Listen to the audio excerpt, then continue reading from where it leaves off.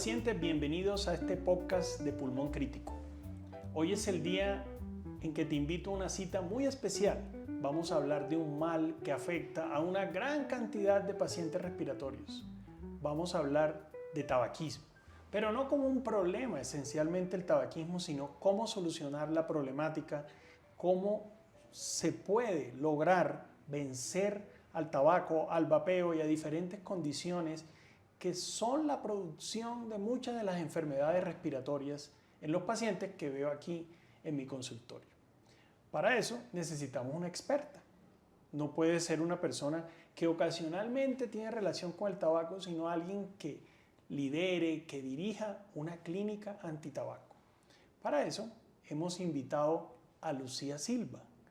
Hola Lucía, bienvenida a este canal Pulmón Crítico. Buenas tardes, doctor, ¿cómo está? Un saludo para usted y a todos los asistentes a este canal. Perfecto.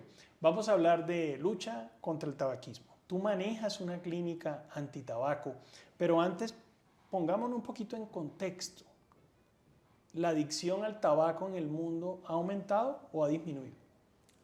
Bueno, realmente todas las medidas de salud pública que se han implementado desde la OMS y en varios países para combatir la adicción a la nicotina y puntualmente al consumo de cigarrillo han sido exitosas en todo el mundo. El consumo de cigarrillo viene en las últimas décadas bajando, pero ahí hay que hacer una salvedad, y es que vemos que en edades tempranas y en adolescencia está aumentando el consumo de otros dispositivos más nuevos como los vapeadores, que hablaremos de eso, pero más allá, pues el consumo de cigarrillos sí venía consistentemente disminuyendo. Entonces venía disminuyendo el de tabaco tradicional, cigarrillo, y subiendo el de vapeo. ¿Sí? Es el fondo del mensaje. Sí, señor. ¿Fuman más los hombres o las mujeres? En general fuman más los hombres, quizás las brechas se han venido disminuyendo, pero a nivel global siguen siendo más los hombres que fuman que las mujeres. Ok, hablaste de los jóvenes y el vapeo. Entiendo que ustedes tienen datos en Bogotá, en Colombia, en la Fundación Neumológica Colombiana, que es el sitio más grande, prestigioso y poderoso en América Latina de neumología, sobre el consumo de vapeadores o el uso de vapeadores en adolescentes. ¿Tienes alguna idea de esa información?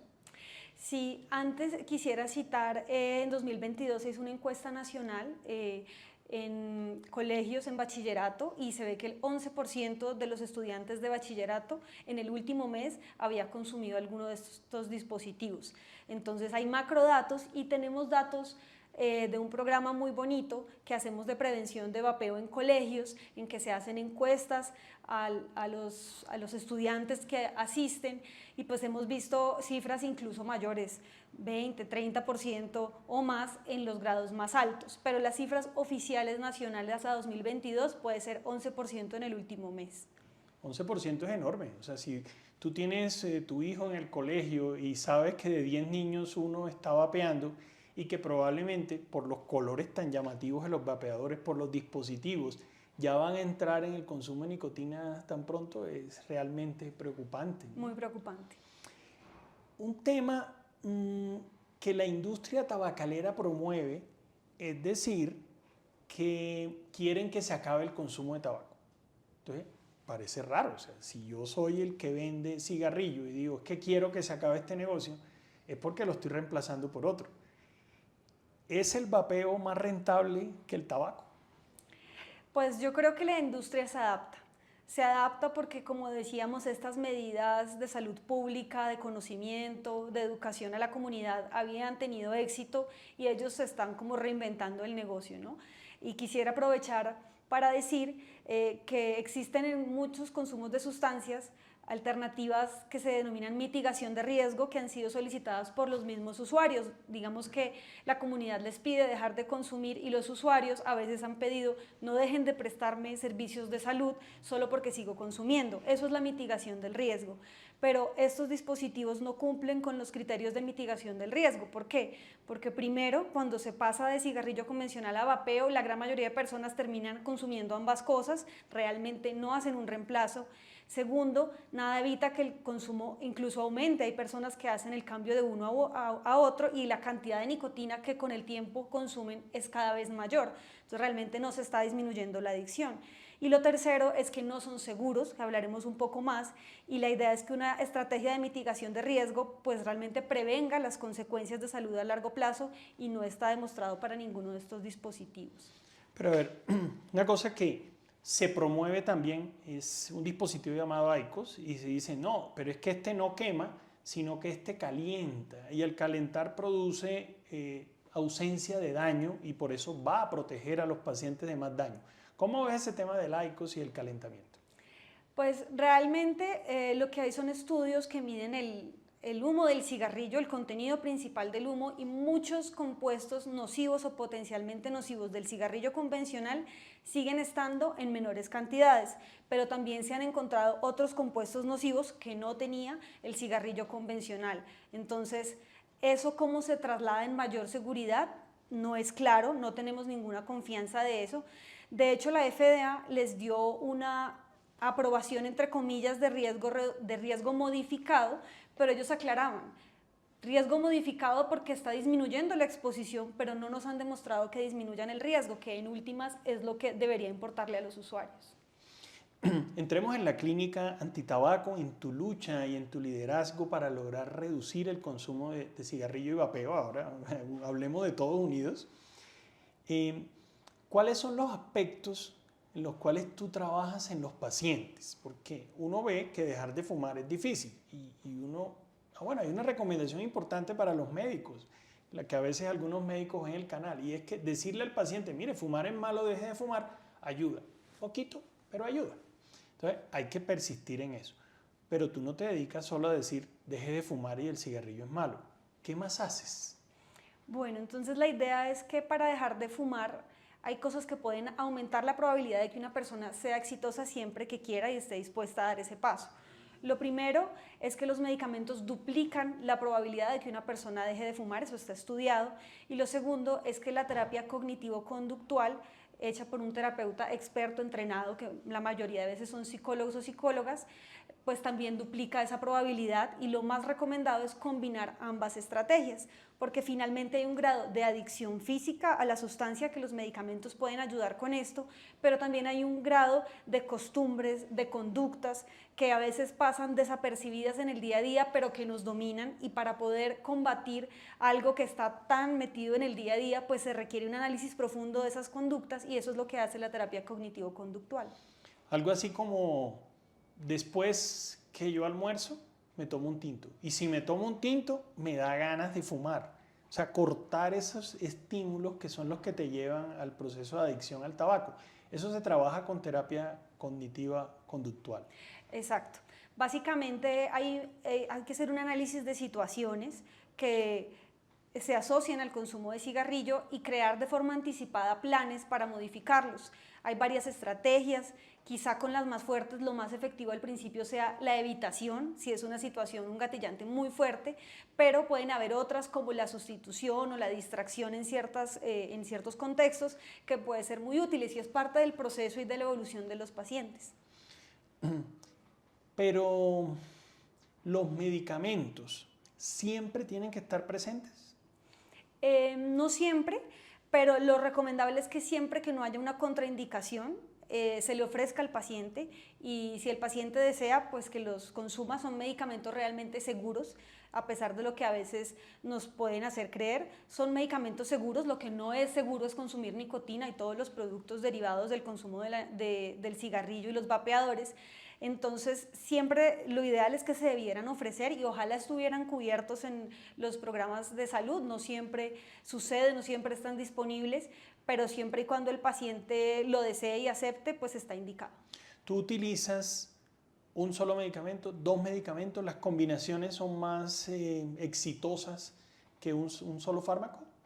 Hay estudios que sí sugieren que combinar fármacos aumenta la probabilidad de que el paciente deje de fumar. Combinar medicamentos con terapia sustitutiva de nicotina ha visto que es seguro y que puede aumentar las probabilidades de que el paciente deje de fumar. ¿Cómo escoges el día específico en el que el paciente se le dice no vas a fumar más?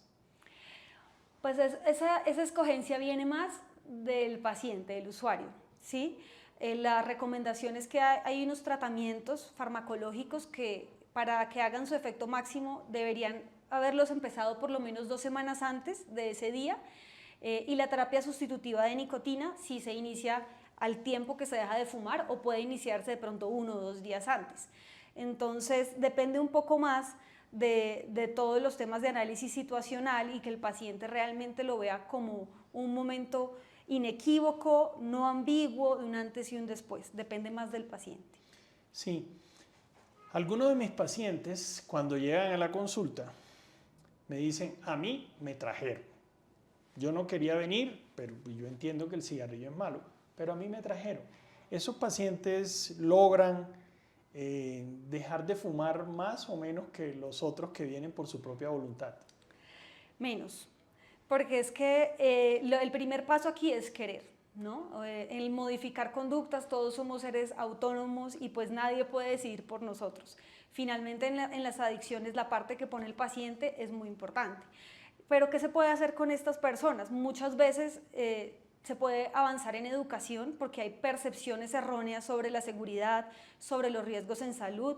Finalmente la industria y la publicidad ha sobrepasado las capacidades comunicativas de la comunidad médica y sí se puede hacer mucho en educación para que las personas, digamos, ya en su momento, con su propia voluntad, decidan aceptar un tratamiento y buscar ayuda para dejar de fumar. Otro tema que con frecuencia aparece son terapias no convencionales. Por aquí estamos hablando de la sustitución. A mí me ha parecido interesante todo eso que nos has comentado, el medicamento, la terapia cognitiva conductual y acupuntura, hipnosis, sugestión. ¿Esos temas tendrán algún rol?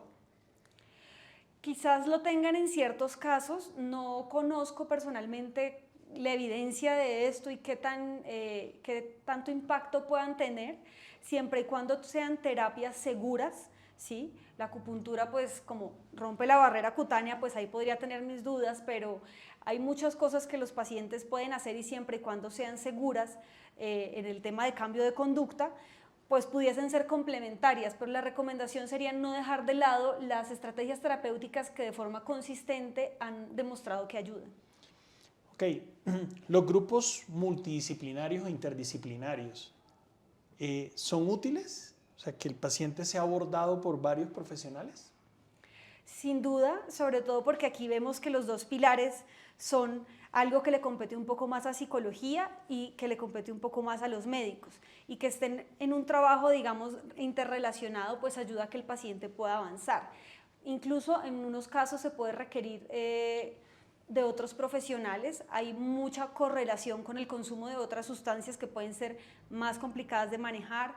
A veces hay correlación con trastornos del ánimo o otros trastornos psiquiátricos que impactan en el pronóstico en los intentos de dejar de fumar y que muchas veces están dejados de lado o enmascarados bajo un diagnóstico único de adicción a la nicotina. En estos casos es importante que haya una valoración complementaria por psiquiatría formal, sobre todo porque estos tratamientos para dejar de fumar pues están pensados como una transición por un tiempo predefinido, pero estos trastornos psiquiátricos de base pues acompañan al paciente de ahí en adelante y hay que buscar estrategias de manejo y de seguimiento que pueden o no ser farmacológicas, pero debe guiarlas un profesional, digamos, con experticia en esto y que no recaiga en la automedicación con cigarrillo, que sería el peor escenario de todos. Algunos pacientes que yo les hablo y los abordo para dejar de fumar, les hago propuestas en relación con grupos de pacientes o de personas fumadoras para ayudarse con la experiencia a que dejen de fumar. Algunos dicen, eso a mí no me gusta, siento que no sirve. ¿Cómo ves tú ese tipo de aproximación? Yo creo que son muy positivas. Hay terapia individual y terapia grupal, ambas sirven, pero algunos datos sugieren que la terapia grupal sirve aún más, y es que finalmente el doctor no sabe lo que me pasa, porque el doctor finalmente no es adicto a la nicotina, no sabe lo que se siente, pero los otros pacientes que lo acompañan sí. Y eso es muy importante, las experiencias que puedan compartir, nada más la empatía de saber yo pasé por esto y esto pasó y más adelante va a ser todo más fácil. y todas las dificultades que puedan presentar y que se puedan apoyar entre ellos, realmente ese espejo me parece que es muy benéfico. Sin duda, sin duda. Yo trato que mis pacientes participen en este tipo de talleres grupales. No siempre es sencillo, pero deberían. Regresemos a datos estadísticos o de conocimiento. ¿Qué sabes de efecto adverso reconocido de los vapeadores? Bueno, los vapeadores, hay dos temas. Primero, hay que resaltar que hubo una condición pulmonar, un daño pulmonar agudo, difuso, grave, que se describió justo antes de la pandemia de COVID, que llevaba a personas jóvenes, previamente sanas, a estar en UCI, a estar conectados a ventiladores con un pronóstico reservado. Hubo casos de trasplante. Para los pacientes que estén conectados era un cuadro muy parecido a un COVID grave, y se llegó a la conclusión que esto era secundario al uso de vapeadores, sobre todo aquellos en los cuales le incluían líquidos con THC y a veces con vitamina E como alguno de los compuestos del líquido. Se llamaba Vali, ¿no? Vali con B pequeña, que es el daño pulmonar asociado al vapeo. Que pues vale la pena resaltar que conocemos muchas personas que han consumido cigarrillo y están enfermas de los pulmones, pero nunca se conocieron a edades tan tempranas como llegaron al hospital aquellos que estaban consumiendo vapeadores y desarrollaron EVALI. Eso es lo primero. Lo segundo es que también se ha descrito en población joven mayor frecuencia de síntomas respiratorios como tos, ahogo, silbidos, parecidos a asma, que sugieren que estos también son irritantes. ¿Qué tipo de cáncer produce el cigarrillo? Estamos desplazándonos a 1950, 1960, pero es que se nos puede olvidar y siempre se habla de cáncer de pulmón. ¿Qué otros cánceres? El cáncer que quizás más se relaciona es el cáncer de laringe, los cánceres de boca, de lengua, de orofaringe, que son entidades bastante complejas de manejar y mórbidas. El cáncer de pulmón, por supuesto, pero hay otros, el cáncer de vejiga, y la relación con otros cánceres puede ser menos fuerte, pero pues sin duda no es solamente cáncer de pulmón. Ok. ¿Infarto? Enfermedad cardiovascular, una relación muy fuerte, y siendo algo tan prevalente, pues impacta mucho en la salud de poblaciones en general. Infarto, problemas de circulación en las extremidades, aneurismas de la aorta, digamos que problemas cardiovasculares grandes. La nicotina facilita la adicción, pero el daño cardíaco, ¿qué lo produce cuando se fuma? El daño cardíaco es multifactorial, pero la nicotina misma puede influir porque la nicotina apenas entra al cuerpo, se liberan sustancias del sistema de activación del cuerpo, aumenta la presión arterial, aumenta la frecuencia cardíaca y pues hace parte de todo el círculo de la enfermedad cardiovascular. Entonces viene siendo por la nicotina y por otros compuestos. Doctora Lucía Silva, muchas gracias. Creo que este podcast es valiosísimo para los pacientes, que se va a aprender mucho, que los pacientes van a tener enorme información y que es posible que algunas personas fumadoras lleguen a ti, ya te van a conocer, van a entender toda la experticia que tú tienes. Gracias por participar. Gracias por la invitación y gracias a todos por su interés. Este es el podcast de Pulmón Crítico. Si te gustó, si lo ves útil, dale like, compártelo en las redes sociales y nos vemos pronto.